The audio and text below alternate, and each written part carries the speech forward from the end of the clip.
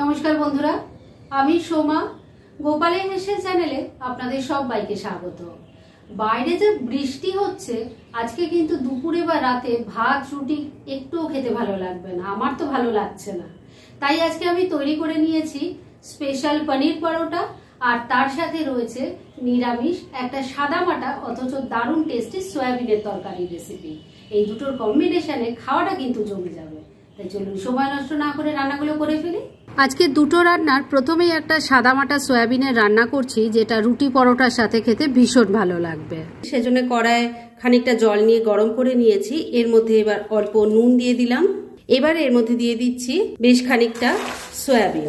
এবার এই সয়াবিনগুলোকে সেদ্ধ করে নেব, সেজন্য ফ্লেমটাকে মিডিয়ামে রেখেছি। এই ফ্লেমে ঢাকা দিয়ে 2-3 মিনিট সয়াবিনটা সেদ্ধ করে নিচ্ছি।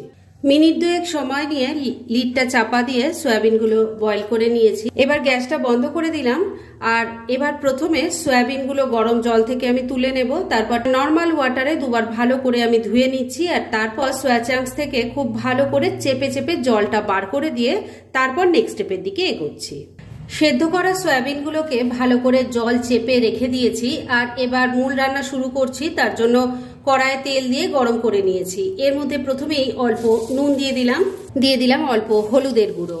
এবার সয়াবিন ভেজে নেব, তাই দিয়ে দিলাম।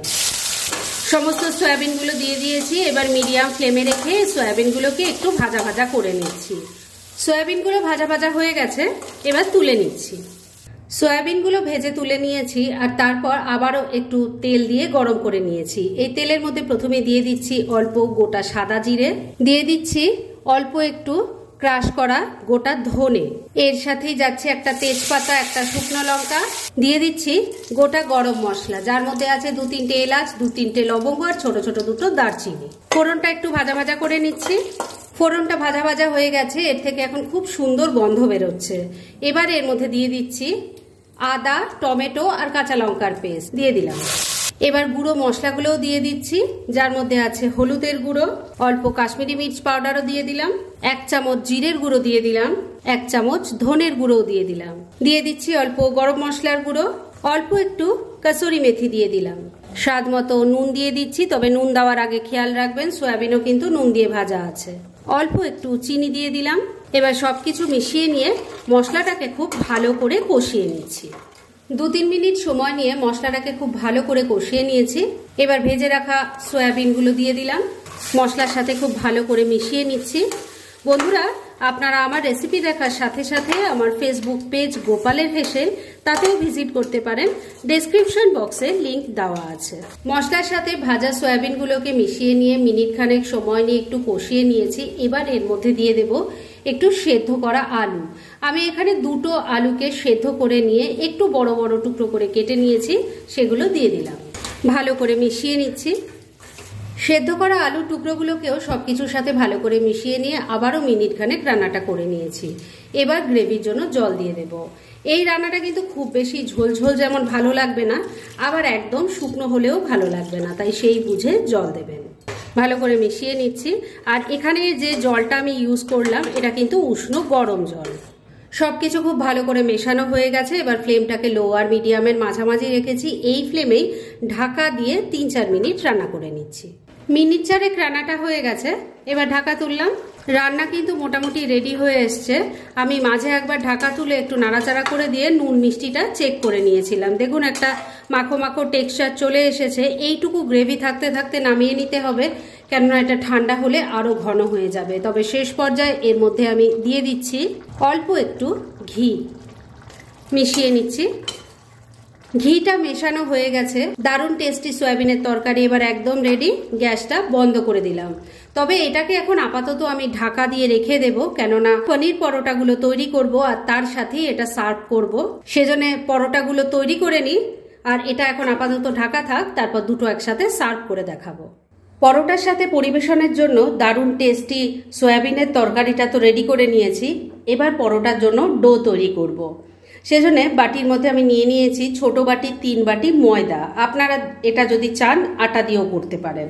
এর মধ্যে প্রথমে দিয়ে দিচ্ছি অল্প নুন, অল্প কয়েকটা দানা চিনি দিয়ে দিলাম। এবার ময়ানের জন্য দিয়ে দিচ্ছি রিফাইন অয়েল। তবে আপনারা এই তেলের জায়গায় কিন্তু বাটার বা ঘিয়ের ব্যবহার করতে পারেন। সবকিছু খুব ভালো করে মিশিয়ে নিচ্ছি। সবকিছু ভালো করে মেশানো হয়ে গেছে। এবার অল্প অল্প জল দিয়ে এর একটা ডো তৈরি করে নিচ্ছি। এই ডোটা খুব শক্তও হবে না, আবার খুব নরমও হবে না, এইভাবেই মাখতে হবে। ডোটা তৈরি করে নিয়েছি। এবার এর ওপর থেকে অল্প একটু তেল লাগিয়ে এটাকে একটু রেস্ট হতে রেখে দিচ্ছি। আর এই সময়ের মধ্যে পনির পরাঠার স্টাফিংটা বানিয়ে ফেলি। পনিরের পরোটা তৈরি করার জন্য ডোটা তো রেডি হয়ে গেছে। এবার স্টাফিং তৈরি করব, সেজন্য আমি 200 গ্রাম পনির নিয়ে নিয়েছি। এই পনিরটাকে প্রথমেই গ্রেটারের সাহায্যে গ্রেট করে নিতে হবে। পনিরটা ভালো করে গ্রেট করে নিয়েছি। এবার এর মধ্যে এক এক করে কিছু জিনিস দেব। প্রথমেই দিয়ে দিচ্ছি চপ করা কাঁচা লঙ্কা। আমি এখানে 3টে চপ করা কাঁচা লঙ্কা দিয়েছি, আপনারা নিজেদের টেস্ট অনুযায়ী ঝালটা দেবেন। দিয়ে দিচ্ছি অল্প একটু ধনেপাতা কুচি। এবার দিয়ে দিচ্ছি 1 চামচ গ্রেট করা আদা। অল্প একটু গুঁড়ো মশলাও দিয়ে দিচ্ছি, যার মধ্যে আছে অল্প হলুদের গুঁড়ো, অল্প একটু কাশ্মীরি মির্চ পাউডার দিয়ে দিলাম, 1/2 চামচ দিয়ে দিচ্ছি ধনের গুঁড়ো, ভাজা জিরের গুঁড়ো দিয়ে দিলাম 1/2 চামচ, অল্প একটু আমচুর পাউডার দিয়ে দিলাম, দিয়ে দিচ্ছি অল্প একটু গোলমরিচের গুঁড়ো। এবার স্বাদ মতো নুনটা দিয়ে দিলাম, সামান্য কয়েকটা দানা চিনি দিয়ে দিলাম, যদিও এই চিনি দেওয়াটা কিন্তু একদমই অপশনাল। এবার সবকিছু খুব ভালো করে মিশিয়ে নিচ্ছি। গ্রেট করা পনিরের সাথে সবকিছু খুব ভালো করে মিশিয়ে নিয়েছি। এবার এখান থেকে বল তৈরি করে রেখে দিতে হবে। এই বলগুলো তৈরি করা থাকলে পরোটা তৈরি করতে খুব সুবিধা হবে। সবকটা পনিরের বল তৈরি করে রেখে দিয়েছি। আর ওটা করতে করতে ডোটারও ভালো মতো রেস্ট করা হয়ে গেছে। এবার এটাকে আবারও একটু ভালো করে মেখে নিয়ে এর থেকে বড় বড় করে লেচিগুলো কেটে নিচ্ছি। ডোটা আবারও একবার ভালো করে মেখে নিয়ে তার থেকে বড় বড় করে লেচি কেটে নিয়েছি। আর একটা লেচি নিয়ে নিয়েছি বেলার জন্য। একটু ময়দা ছড়িয়ে এটাকে আগে ছোট একটা রুটির মতো করে বেলে নিচ্ছি। একটা ছোট রুটি বেলে নিয়েছি। এবার স্টাফিংটা এর মধ্যে ভরে দিয়ে চারিদিক থেকে এইভাবে মুড়ে দিচ্ছি। স্টাফিংটা ভরে নিয়েছি। এবার একটু হাতের সাহায্যে আগে প্রেস করে করে স্টাফিংটাকে পুরো জায়গায় ছড়িয়ে দিতে হবে, তাহলে আর বেলার সময় ফেটে যাবে না। এবার এটাকে আবারও ভালো করে বেলে নেব। একটা পরোটা বেলে নিয়েছি। এইভাবে আমি আরো কয়েকটা পরোটা বেলে নিয়ে তারপর নেক্সট স্টেপের দিকে এগোচ্ছি। কয়েকটা পরোটা বেলে আমি রেখে দিয়েছি। আর এদিকে প্যানটা বসিয়ে গরম করে নিয়েছিলাম, একটা পরোটা দিয়ে দিয়েছি। এটাকে প্রথমে আগে মিডিয়াম ফ্লেমে রেখে উল্টে পাল্টে ভালো করে সেকে নিতে হবে। একটা পরোটা দেখুন উল্টে পাল্টে ভালো করে সেকে নিয়েছি। এবার অল্প করে রিফাইন অয়েল দিয়ে দিচ্ছি, তবে আপনারা চাইলে ঘি বা বাটারেও এটা ভাজতে পারেন। একটা পরোটা উল্টে পাল্টে ভালো করে ভেজে নিয়েছি। এবার এটাকে তুলে নিচ্ছি। আর এইভাবে সবকটা তৈরি করে নিয়ে তারপর তরকারিটার সাথে সার্ভ করে আপনাদের দেখাচ্ছি। ফ্রেন্ডস, আমার আজকে দুটো ডিলিশিয়াস কম্বো রেসিপি একদম রেডি হয়ে গেছে এবং আমি সার্ভ করে দিয়েছি।